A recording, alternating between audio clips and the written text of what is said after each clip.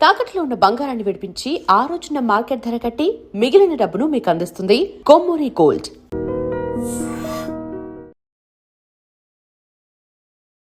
Hi hello నమస్తే welcome back to our channel. నేను మీ వైషు. మనుషులు మనతో పాటు ఉన్నప్పుడు ఇంకా మనకు చాలా టైం ఉందిలే అని చెప్పేసి మనందరం లైట్ తీసుకొని మాట్లాడుకుందాం, నిదానంగా చూసుకుందాం, ఒక 10 సంవత్సరాల తర్వాత టైం స్పెండ్ చేద్దాం వాళ్ళతో అనుకుంటూ ఉంటారు. సడన్గా వాళ్ళు ఇలా వెళ్ళిపోయారనుకోండి, వాళ్ళకి చాలా ఇది ఇష్టం, వాళ్ళకి అది ఇష్టం, నేను ఇలా చేస్తే వాళ్ళకి ఇష్టం అని చెప్పి అప్పుడు మనం రిగ్రెట్ ఫీల్ అయ్యి చేసుకుంటూ ఉంటాం. మనిషి ఉన్నప్పుడే వాళ్ళ వాల్యూ మనం ఎలా తెలుసుకోవాలి? ఈ విషయం గురించి మాట్లాడడానికి ఈరోజు నాతో పాటు వనజ రామశెట్టి గారు ఉన్నారు, spiritual healer and family counsellor. మేడంతో మాట్లాడదాం. హలో మ్యామ్, నమస్తే. నమస్తే మా. ఎలా ఉన్నారు? బాగున్నాను, థ్యాంక్ యూ.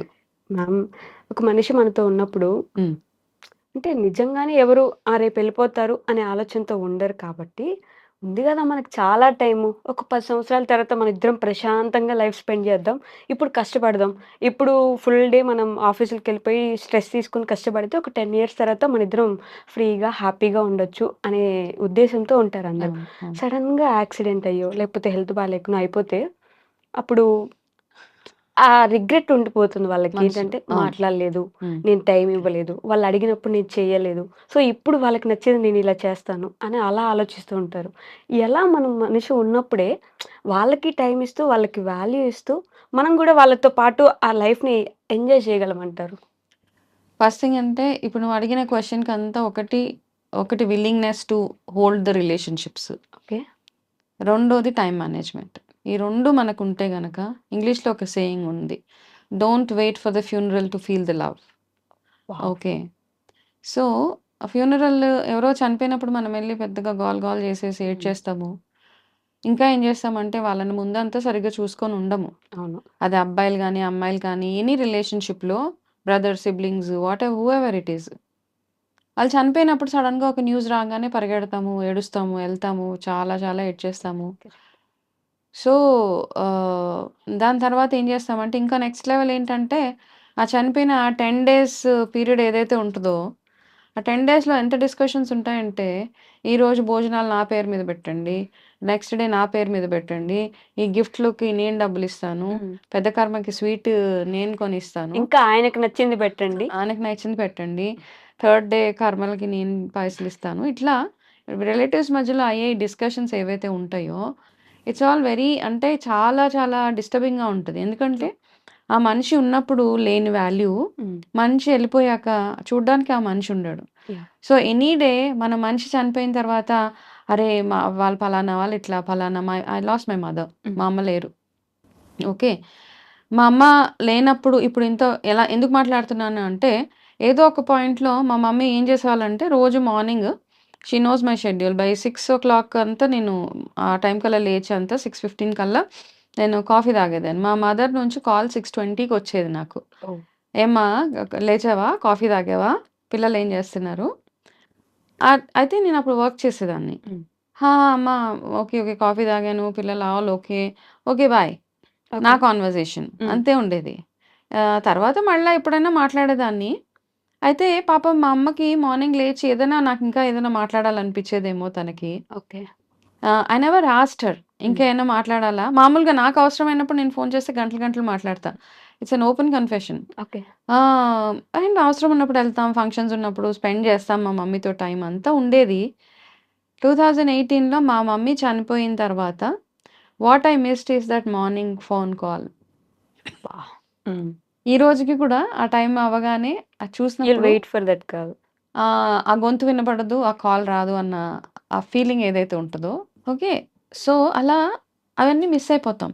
ప్రాక్టికల్గా చూసాం కాబట్టి I'm able to talk about it. కొంచెం ఎమోషనల్ అనిపిస్తున్నా కానీ, so never miss those opportunities. మనం పేరెంట్స్కి ఇవ్వాల్సిన టైం ఏదైతే ఉంటుందో ఆ టైం వాళ్ళకి ఇవ్వాలి. ఎంతో బిజీగా ఉంటామంటే కొంతమంది అర్థం చేసుకొని పేరెంట్స్ కూడా ఉంటారు. మనం బిజీ షెడ్యూల్స్లో ఉన్నప్పుడు కూడా స్టిల్ దే డిమాండ్ టైం. అవన్నీ కాకుండా జనరల్గా ఒక ఫ్యామిలీలో ఉన్నప్పుడు మన టైం మేనేజ్మెంట్ ఏదైతే ఉంటుందో, instead of spending time unnecessary phone calls, unnecessary conversations, ఇవన్నిటికంటే కూడా మనం ఇంట్లో మనల్ని నమ్ముకుని ఉన్న ఎవరైతే ఉన్నారో మన ఇంట్లో, మన మీద డిపెండ్ అయ్యి మన మీద ఓవర్గా లవ్ అండ్ అఫెక్షన్ చూపించే వాళ్ళు ఎవరైతే ఉన్నారో, వాళ్ళ కోసం at least we have to give it back to them. So, ఆ టైం మాత్రము వాళ్ళకి ఇవ్వాల్సిందే. వాళ్ళు చనిపోయిన తర్వాత అండ్ నిజంగా ఏంటంటే, వాళ్ళున్నప్పుడే వాళ్ళకి చెప్పండి. What is that you like? Exactly. Okay. వాళ్ళంటే మీకెందుకిష్టము? వాళ్ళంటే మీకు ఇ ఇప్పుడు ఈ మధ్య స్టేటస్‌లు చూస్తా ఉంటే ఎవరైనా చనిపోగానే you did this, you did that ఏదో ఏదో అన్నీ రాస్తా ఉంటారు. కాకపోతే నాకనిపిస్తది వాళ్ళున్నప్పుడు మనం ఎందుకు చెప్పము? చెప్తే వాళ్ళకదొక ఫీల్ గుడ్ ఫ్యాక్టర్ కదా! యాహ్! మా ఎవరైనా కానీ మదరో, ఫాదరో, మా mother in law, father whoever it is వాళ్ళున్నప్పుడు నాకు మీలో ఇవన్నీ నచ్చుతాయండి. మీ నుంచి నేను ఈ క్వాలిటీస్ నేను అడాప్ట్ చేసుకున్నానని వాళ్ళకి చెప్తే yeah! That's such a beautiful feeling అవతల వాళ్ళకి కదా! అవును. సో, ఏది చేసినా వాళ్ళున్నప్పుడే చేయాలి. హ్మ్. వాళ్ళు పోయిన తర్వాత చేస్తే ఎట్లయిపోతదంటే, మనం వాళ్ళని మిస్ అవుతున్నామా? వాళ్ళు మన పట్ల చూపించే ప్రేమను మిస్ అవుతున్నామా? వాళ్ళు మన కోసం చేసే పనులు మిస్ అవుతున్నామా? ఏది మిస్ అవుతున్నామో మనకు తెలీదు కదా! సో, ఇన్ని ఫ్యాక్టర్స్ ఉన్నాయి. ఐ మిస్ యూ అంటే what is that you are missing? Hmm. Are you missing the person? Are the things which they used to do for you? Are the comfort they used to give to you? Are the money they used to give to ఇవన్నీ ఉన్నాయి. చాలా factors చాలా ఉన్నాయి. Factors ఒక ఉన్నాయి. మనిషిని miss అవుతున్నాం yes. అంటే. యెస్. సో, ఏది మిస్ అవుతున్నాం అన్నది అర్థం చేసుకోండి. Somebody writes I miss my mom, I miss my father ఇయన్నీ రాసినప్పుడు what is that you are missing? Hmm. Okay. So, మొన్న ఈ మధ్య ఒక సినిమా జూసా. ఆ సినిమా ఎండింగ్‌లో ఒక లైన్ ఒస్తది ఇలా. ఏంటంటే, life is all about that sudden deaths and all అని జెప్పేసి. అంటే సడెన్‌గా వెళ్ళిపోతారు. హ్యాండిల్ విత్ కేర్ అని జెప్పేసి ఒక line. That hurted me a lot. అంటే హ్మ్. ఉండిపోయింది నాకలా మైండ్‌లో. హ్మ్. సడెన్‌గా వెళ్ళిపోవడాన్ని మనం అసలు యాక్సెప్ట్ చేయలేం చేయలేం. కదా! చేయలేం. దాన్ని హ్యాండిల్ విత్ కేర్ అంటే ఎలా జేయగలం అని ఒక క్వెషన్ గూడా ఒచ్చింది నాకు. See will go little spiritual యాస్పెక్ట్‌లో అట్లా చూసుకుందాం. సడెన్‌గా అనాయాసాన మరణం అంటాం. హ్మ్. అంటే ఎటువంటి బాధలు లేకుండా మనిషి ఎళ్ళిపోవాలి అని మనం గూడా భగవంతుడిని రోజు ప్రార్థించేది అదే. యెస్. బాధలొద్దు. హ్మ్. I don't want to take the pain. Yeah! ఏదో అలా ఈజీగా ఎళ్ళిపోతే ఒక స్ట్రోకో ఏదో వచ్చేసి ఎళ్ళిపోతే అయిపోద్ది అనిపిస్తా ఉంటది మనకి. హ్మ్. ఓకే. సో, కానీ వాళ్ళకట్లా అనిపించినప్పుడు వాళ్ళ మీద డిపెండ్ అయిన family they are not prepared. Yeah! కదా! ట్రూ. సడెన్‌గా చనిపోయుంటే మనకది డైజెస్ట్ అవ్వదు. అది ఆ హీలింగ్ చాలా టైం పడతది. అదే ఏదైనా హాస్పిటలైజ్ అయ్యారు. హ్మ్. చాలా ఎక్స్‌ట్రీమ్ సిట్యుయేషన్స్ ఉన్నాయి. మెడికేషన్‌కి రెస్పాండ్ అవ్వట్లేదు. స్లోగా ఏంటంటే మనం ప్రిపేర్డ్‌గా ఉంటాం మైండ్‌లో. ఓ హ్మ్. 30 రోజులో, 2 నెలల్లో బెడ్ రిడెన్ అయిపోయిన వాళ్ళకి చూస్తే hmm. Still we miss them. Because the relation, the bond what we have. But సడెన్‌గా మన లైఫ్‌లో నుంచి ఒక మనిషి డిసపియర్ అయిపోతే అది తట్టుకోవడం చాలా చాలా కష్టం. Yeah! Can we handle that good boy అనేది క్వెషన్. అదే. అంటే ఇవ్ చాలా చాలా ఎక్స్‌ట్రీమ్ చాలా కష్టం అన్నమాట. హ్మ్. సో, అందులో నుంచి బయటకి వచ్చే ప్రాసెస్‌లో it takes time. Healing time చాలా చాలా పడతది. But there is no other choice. Okay. You have to heal. మెల్లిగా హీల్ చేసుకోవాలి. ఆ మనిషి యొక్క మెమోరీస్‌తో బ్రతకాలి. అంతే తప్పిస్తే కొంతమంది వాళ్ళతో పాటు నేనే ఎళ్ళిపోతానని డిప్రెషన్స్‌లోకెళ్ళిపోతారు. మెంటల్ హెల్త్ ఇష్యూస్‌కి వచ్చేస్తా ఉంటారు. సూసైడ్స్ చేసేసుకుంటా ఉంటారు. వాళ్ళు ఇవన్నీ లేని జీవితం ఏంటంటే ఇంక నాకొద్దు. అనిపిస్తూ ఉంటది. But it's a very sensitive situation కదా! Depends upon the bond you have. Yeah! Maybe రీసెంట్‌గా ఒక యాక్సిడెంట్‌లో hmm. The mother lost her yeah! Son yeah! కదా! యాహ్! అవును. ఇన్‌స్టాగ్రామ్‌లో చాలా అవును. కార్ యాక్సిడెంట్‌లో. It was hmm. Not at all పాపం ఇంటికెళ్ళి మళ్ళీ వస్తాడని వెయిట్ చేస్తా ఉన్నారు తను. కరెక్ట్. ఇన్ని ఉన్నప్పుడు పాపం వాళ్ళు వెనక్కి రాలేనప్పుడు అవి ఎంతో బ్రేక్ అయిపోతాం మనం. హ్మ్. అవి హ్యాండిల్ విత్ కేర్ అంటే అలౌ ద పర్సన్స్ ఏం కాదు ఏడవకు, ఊరుకో అని చెప్పొద్దు. ఆ టైంలో మనం చెప్పలేము, చెప్పకూడదు గూడా. Yes. Allow that person to grieve.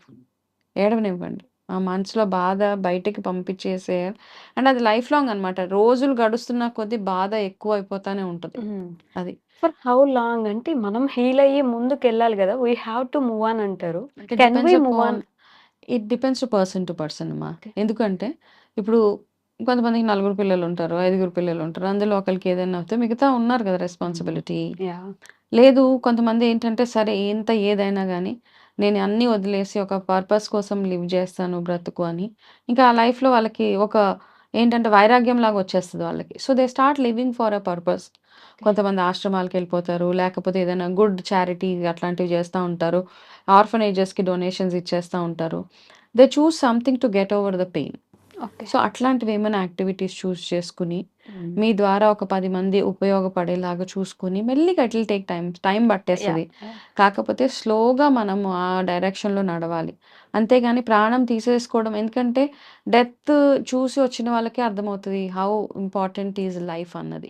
That's why నేను అసలు ఈ క్వెషన్ మిమ్మల్ని అడగడానికి కూడా అదే main reason. Yeah! You are there yes. కదా! యెస్. అందుకని. ఓకే. ఆ ఎక్స్‌ట్రీమ్ వరకెళ్ళినప్పుడు మనం అంతా చూస్తాము. ఇంత లైఫ్ ఉంది. నా మీద డిపెండ్ అయ్యి ఇంతమందున్నారు.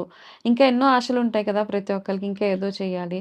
సో, లైఫ్ తీసేసుకోవడం ఇట్స్ జస్ట్ ఎ సెకండ్ అంతే. అదేం పెద్ద పని కాదు. బ్రతికి ఓవర్‌కమ్ అయ్యి ధైర్యంగా బ్రతికి చూపించడమే అక్కడ biggest achievement in life. Yeah! So, therefore ఏంటంటే మనం మెయిన్‌గా చేయాల్సింది మన ఉన్న రిలేటివ్స్, మన ఫ్యామిలీ, పేరెంట్స్, బ్రదర్స్, సిబ్లింగ్స్ ఇవన్నిటికి ఏంటంటే ఈగో ఫస్ట్ అడ్డు రాకూడదు. కాలా ఏముందిలే ఒకటే నిమిషము 60 సెకండ్స్‌లో మనం పెద్ద చేసేసేది ఏదీ లేదు. కరెక్ట్. ఓకే. ఈ రోజుకి నేను చేసే ఒక అంటే because ritual. I know my mother in law stays little away from us. ఆవిడేంటి ఆమె ఎక్స్‌పెక్టేషన్ ఒక చిన్న ఫోన్ కాల్ ఎట్లా ఉన్నావు? First thing in the morning I do is I call her. Because మా అమ్మ నాకు చేసేది. తర్వాత మా ఇన్‌లాస్ నా మీద ఓకే. ఎంతైనా కోడళ్ళైనా గానీ వాళ్ళకేంటి మనం చూపించేది ఒక లవ్ అండ్ అఫెక్షన్ వాళ్ళకి. నేనున్నానన్న ఒక ధైర్యం వాళ్ళకివ్వడం. పెద్దోళ్ళకి ఏమీ అక్కర్లేదు. ఒక ఏజ్ వచ్చిన తర్వాత వాళ్ళకి డబ్బులక్కర్లేదు, లగ్జరీస్ అక్కర్లేదు. జస్ట్ ఒక మాట్లాడే మనిషి కావాలి.